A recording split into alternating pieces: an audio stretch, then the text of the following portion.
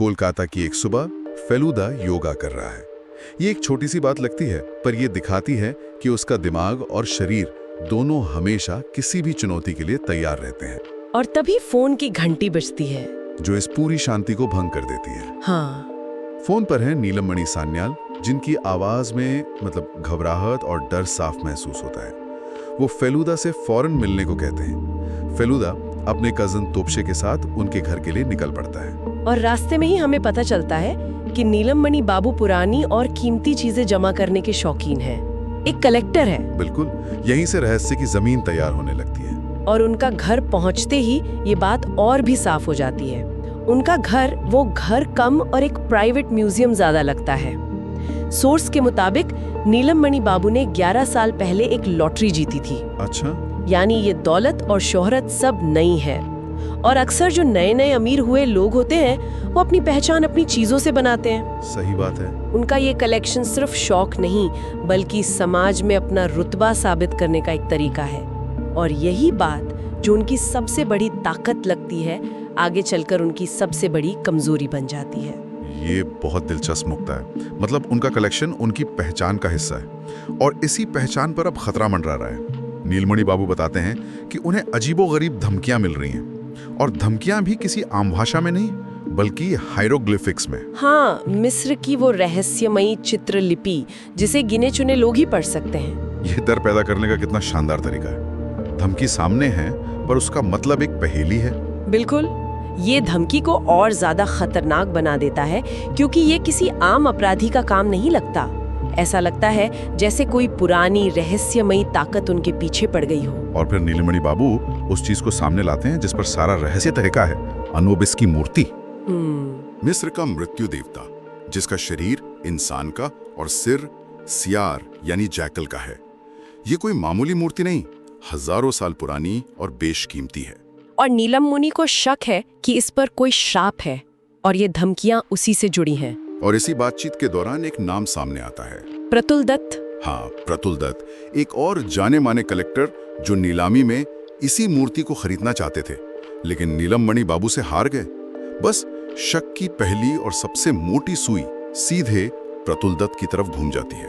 पर क्या ये वाकई इतना सीधा है? वही तो।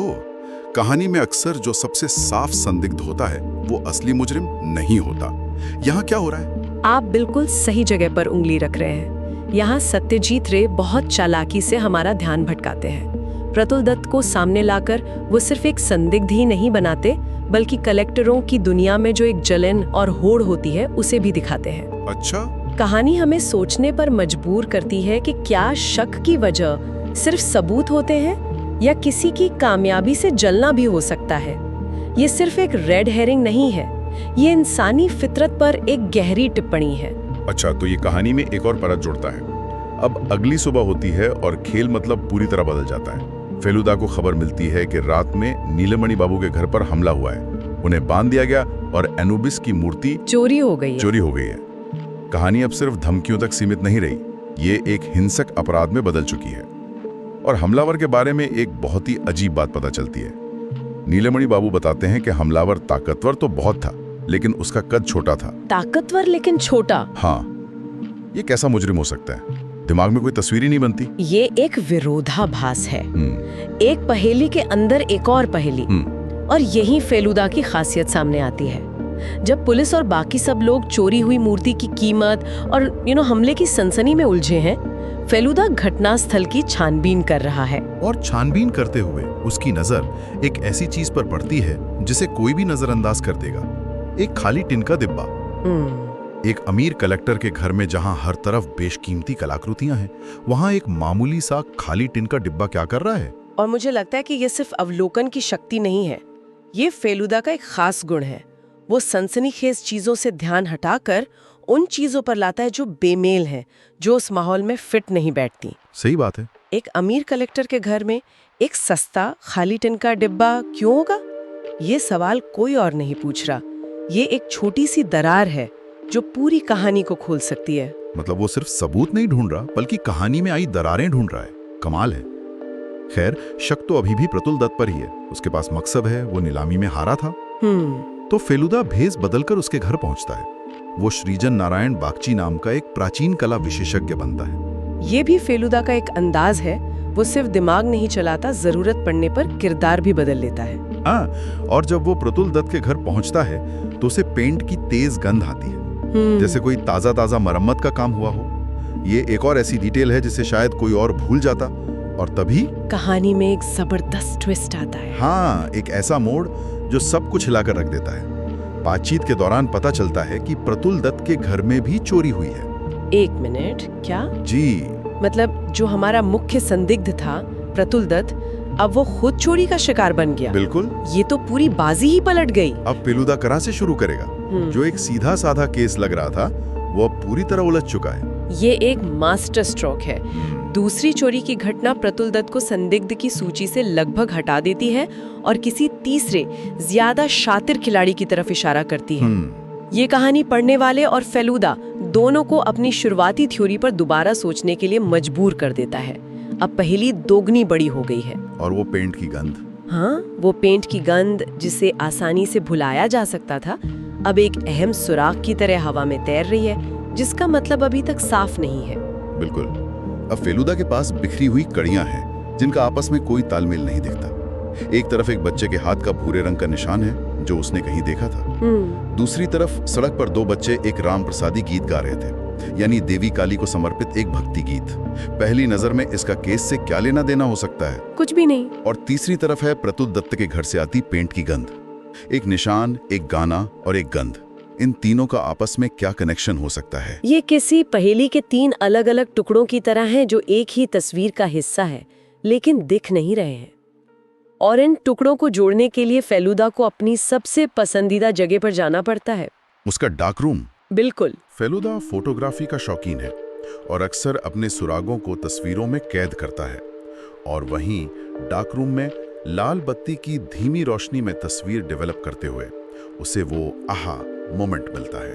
क्या होता है? उसे अचानक समझ आता है कि बच्चे के हाथ का वो निशान कीचड़ का नहीं, बल्कि उसी भूरे पेंट का था जिसकी गंध प्रतुल दत्त के घर पर आ रही थी। अरे वाह!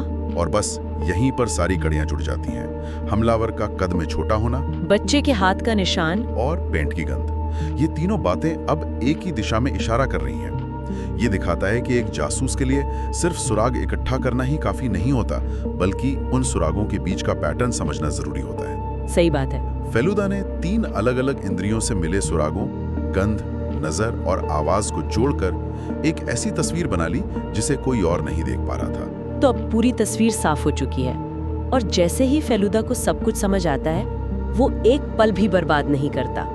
वो सीधे नीलमणि बाबू को फोन करता है। अच्छा, और उनसे सिर्फ एक लाइन कहता है, कुछ ऐसा कि फोन सुनते ही नीलमणि के होश उड़ जाते हैं और वो भागने की कोशिश करता है। यहाँ से कहानी का क्लाइमैक्स शुरू होता है। हाँ, एक फिल्मी अंदाज में पीछा होता है। फेलुदा टैक्सी से नीलमणि की गाड़ी का पीछा करता है और आखिरकार एक टायर पर गोली लगती है और गाड़ी रुकती है। और गाड़ी से कौन निकलता है? गाड़ी से जो शख्स निकलता है वो एक बौना व्यक्ति है और यहीं पर सबसे बड़ा खुलासा होता है। ये पूरी चोरी नीलमणि सान्याल की रची हुई एक साजिश थी। क्या? मूर्ति कभी चोरी हुई ही नहीं थी। हमलावर कोई और नहीं बल्कि नीलमणि का अपना ही साथी था, एक बौना कलाकार जिसे उसने इस नाटक के लिए तैयार किया था। मतलब वो ताकतवर लेकिन छोटा हमलावर यही था। वही था। तो सवाल उठता है कि नीलमणि ने ये सब क्यों किया? जैसा कि सोर्स इशारा करता है और जैसा कि हमने शुरू में बात की थी, वजह थी लालच। लेकिन ये लालच भी मतलब कई परतों वाला है। हो सकता है वो मूर्ति का बीमा करवाकर पैसे हड़पना चाहता हो, या हो सकता है कि वो चोरी की झूठी खबर फैलाकर मूर्ति को और मशहूर बनाना चाहता हो ताकि उसकी कीमत आसमान छू जाए। और एक और संभावना है जो शायद सबसे खतरनाक है। क्या? हो सकता है उसका असली मकसद अपने सबसे बड़े कॉम्पिटिटर प्रतुल दत्त को फंसाना हो। अच्छा। अपनी कामयाबी को और बड़ा दिखाने के लिए अपने दुश्मन को नीचा दिखाना। ये उस कलेक्टर वाली मानसिकता से जुड़ता है जिसके बारे में हम बात कर रहे थे। बिल्कुल। उसने उस बौने कलाकार को साथी बनाया, बिल्कुल। खुद हायरोग्लिफिक्स में धमकियां लिखी और हमले और चोरी का पूरा नाटक रचा। सब कुछ एक सोची समझी योजना का हिस्सा था, जिसका मकसद सिर्फ पैसा नहीं बल्कि शोहरत और शायद बदला भी था। उसका लालच इतना बढ़ गया कि वो खुद ही विलेन और खुद ही विक्टिम बन गया। अंत में नीलमणि सान्याल का पर्दाफाश हो जाता है। उसका लालच ही उसके पतन का कारण बनता है और फेलुदा एक बार फिर ये साबित कर देता है कि सबसे बड़ा अपराध अक्सर लालच से जन्म लेता है। उसने बिखरे हुए सुराड़ों, एक टिन का डिब्बा, पेंट का निशान और एक गाना को जोड़कर एक ऐसी सच्चाई को उजागर किया जो सबकी आंखों के सामने होते हुए भी छिपी हुई थी। इसीलिए शयाल देवता रहस्य सिर्फ एक जासूसी कहानी से बढ़कर है। ये इंसानी स्वभाव पर एक टिप्पणी है। एक तरफ फलूदा का ज्ञान, तर्क और सच की खोज है, और दूसरी तरफ नीलम मानी का लालच जो उसे अपराध की दुनिया में खींच ले जाता है। हाँ, कहानी उस बिंदु को छूती है जहाँ किसी चीज के लिए जुनून एक खतरनाक सनक में बदल जाता है। और ये हमें उस सवाल पर वापस ले आता है जो हमने शुरू में उठाया था। कीमती चीजों को इकट्ठा करने की दुनिया में एक जुनूनी संग्रहकर्ता और एक लालची इंसान के बीच की रेखा कहाँ खत्म होती है? ये कहानी एक विचार छोड़ जाती है। क्या किसी चीज का असली मूल्य उसकी कीमत में है या उससे जुड़े इतिहास और कहानी में? नीलम मणि बाबू के लिए वो मूर्ति सिर्फ एक बेशकीमती चीज थी जिसका मूल्य बढ़ाया जा सकता था, लेकिन शायद किसी और के लिए वो हजारों साल पुराने इतिहास का एक टुकड़ा होती। यह कहानी हमें याद दिलाती है कि जब हम चीजों पर कीमत का टैग लगा देते हैं तो अक्सर हम उनकी असली कीमत भूल जाते हैं।